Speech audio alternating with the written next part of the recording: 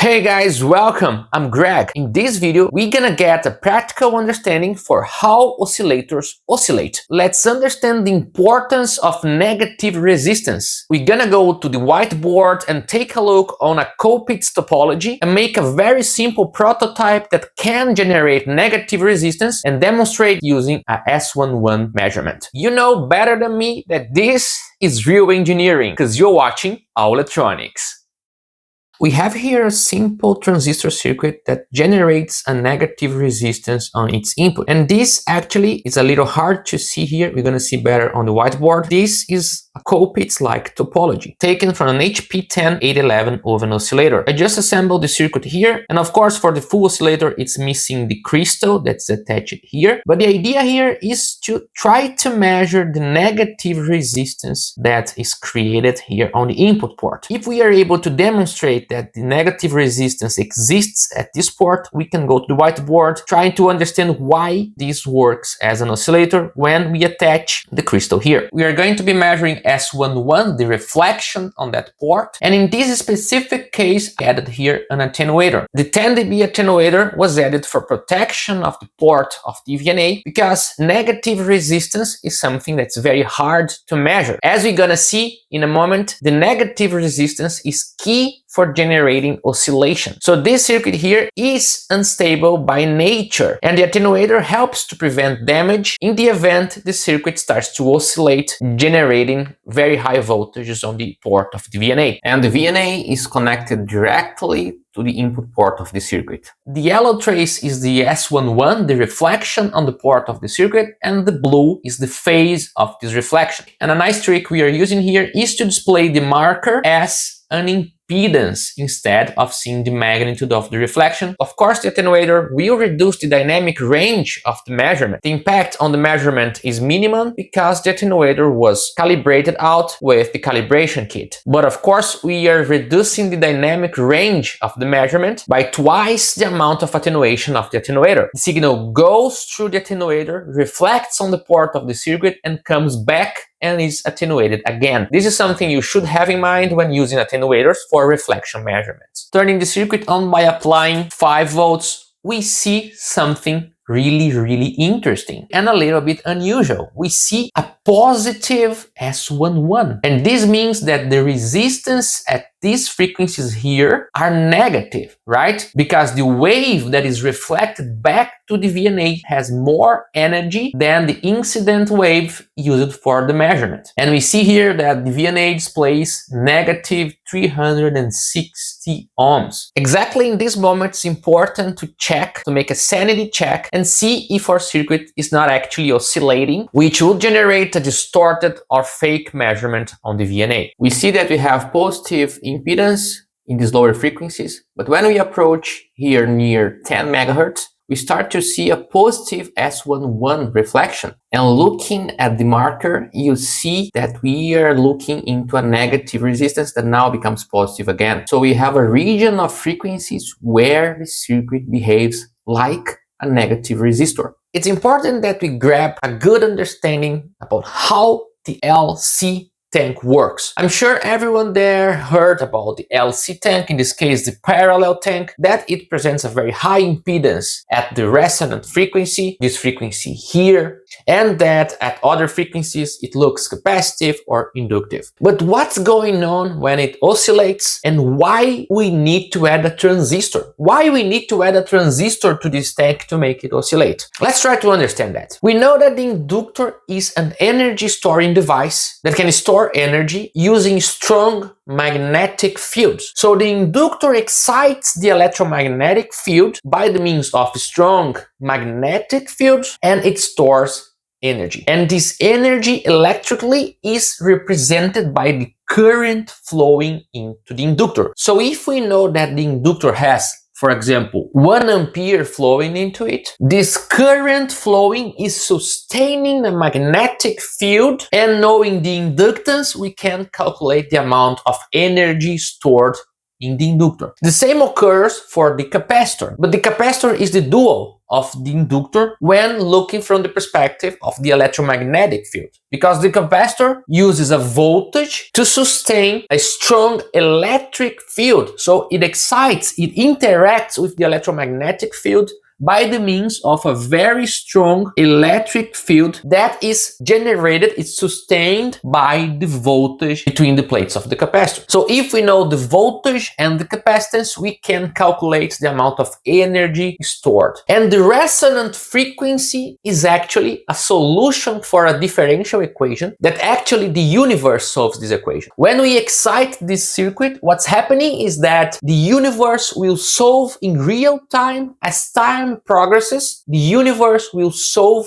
a differential equation, and exactly at the resonant frequency we have a special condition. Is the condition where all the energy stored in the inductor can be transferred to the capacitor, and after that the energy that is stored in the capacitor can be transferred back to the inductor in a rate that it flows harmonically. It goes to the capacitor and goes back to the inductor, goes to the capacitor and goes back to the inductor. And this is the solution of a differential equation. And for one capacitor and one inductor in this configuration, a two-dimensional state space, there is only one solution for this differential equation that happens at the resonant frequency. And we say that we have a two-dimensional state space because we have the voltage and the current, and these two states represent this circuit here at any given moment in time. So let's say that we connect a voltage source with a switch here, and we're gonna close the switch very quickly. Close and open the switch. And forget about the problem of connecting a voltage source in parallel to a capacitor. This is a qualitative example, but use this drawing here to imagine that we can change the state, create an initial condition.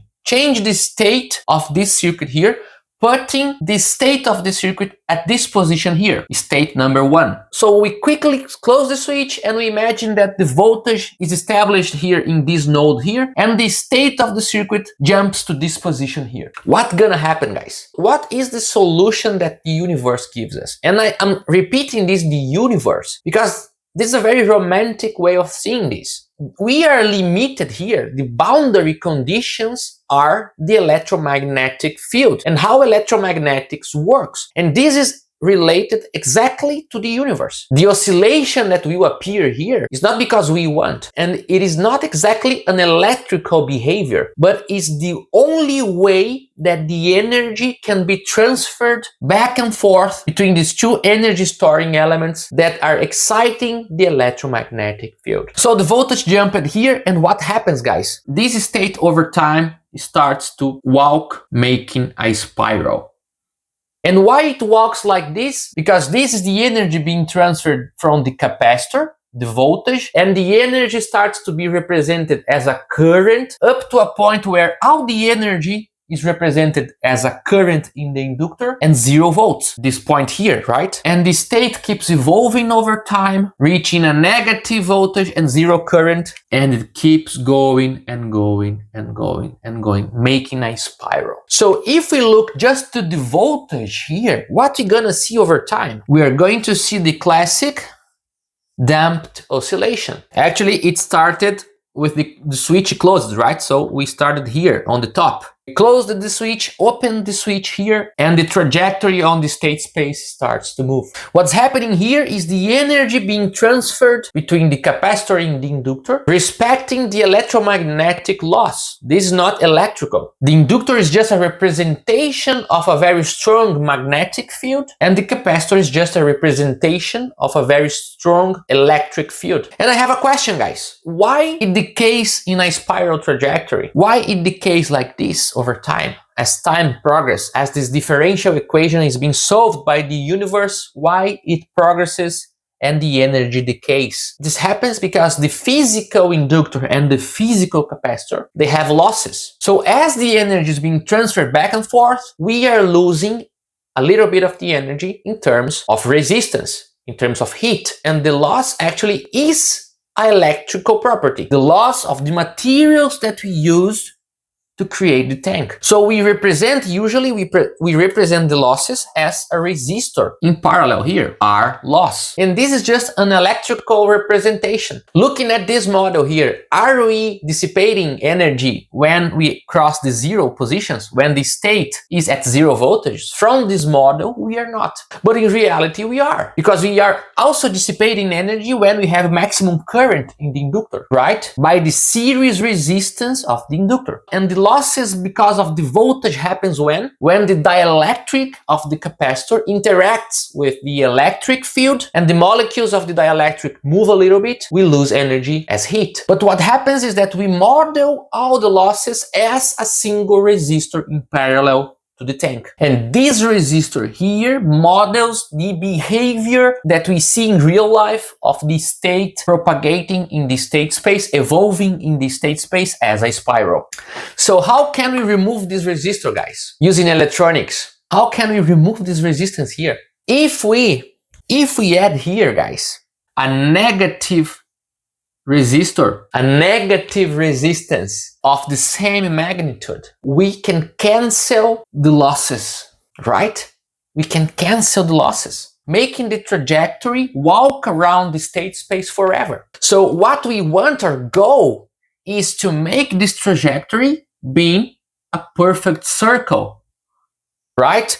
Creating a voltage waveform over time. Can you see time here, guys? Time is the different moments when we look at the trajectory, right? This is time 0, this position time 1, this position here time 2. And as time passes, the state evolves in the state space. And looking the voltage over time, we want to see a constant waveform, constant amplitude waveform. And this can be done by canceling the losses, by injecting exactly the same amount of energy that's being lost, making the total amount of energy stored in the tank a constant. And that is the electronic circuit that we measured in the beginning of the video. We measured a transistor circuit that was a section of a Colpitts oscillator, just a part, the transistor and the feedback capacitors. And that circuit behaved, as we saw in the VNA, as a negative resistor. Imagine that you have a black box here that generates a negative resistance. What this means, guys, what a negative resistance means, it means that a positive voltage generates a negative current. And the magnitude, the ratio between this voltage and this current, is the negative resistance. So it inverts the flow of current. And this makes total sense, practically, behaviorally also, if you think. Because imagine that the voltage here at this node starts to rise. If the voltage starts to rise and we have a delta V here, if this was a positive resistance, we would see a current here, delta I, right? And delta I would be the delta V over the resistance looking at the port. But the resistance looking at this port here is negative. So the current is flipped. For a positive delta voltage here, we have current going out. And of course, this enhances the oscillation, right? So imagine that the voltage starts to go up. Instead of sinking current as a normal resistance, the negative resistor will add more current, helping the cycle. Instead of working against the oscillation, it enhances the oscillation. The tank continues to move in the state space. Why it moves like that? Because that's the only way it can move. And that movement is locked by how the electromagnetics work, but it keeps moving. As the voltage starts to reduce, like here in these regions, the current is also reducing magnitude. And when the voltage becomes negative, when the voltage crosses 0 here, now we have a negative delta. But for the negative delta, we have positive current. Now the negative resistance is helping to pull the voltage even lower, helping to create the negative cycle. And this repeats and repeats again. So you can think behaviorally on the negative resistance about the currents and voltage flowing and the cycle, the oscillation cycle being helped, or you can think about the negative resistance canceling the positive resistance that the tank has. And connecting any tank to a negative resistance is enough to create oscillation because we have noise. So the startup condition is the thermal noise. The energy is fluctuating, right? This has temperature. So the voltage here is actually fluctuating, pure noise. It never will oscillate alone because of the positive resistance. But when we add the negative resistance, any fluctuation is enhanced by this effect here, and the tank starts to oscillate. So this is more or less the HP oscillator I was studying, and the part that we measured in the beginning, the circuit that we measured in the beginning of the video, was this section here. The active part that generated here in this port a negative resistance. A negative resistance and a capacitive part. The HP engineers were very smart by using two LC networks here. Instead of the capacitor of the Colpitts that we saw in the beginning of the video, they replaced that capacitor with two LC networks here to get the negative impedance that would be very broadband in a Colpitts and making it negative just around 10 megahertz, as we saw in the VNA trace. Here we have the crystal, and we already studied how crystals behave. We have a video about this. I'll put the link on the description. And in this situation here, we are using the crystal as the inductor. So we use the crystal in its inductive behavior, and we studied this behavior in the other video. The inductive behavior of the crystal in parallel with the capacitance looking at the port of the transistor, and by adding the negative resistance would already create an oscillation. But here in this case, what the engineers did was to transform the topology into a Clapp topology, and the Clapp oscillator happens when we add an additional capacitor here in series. The idea of this capacitor here is that it's much smaller than the capacitance looking at the port, or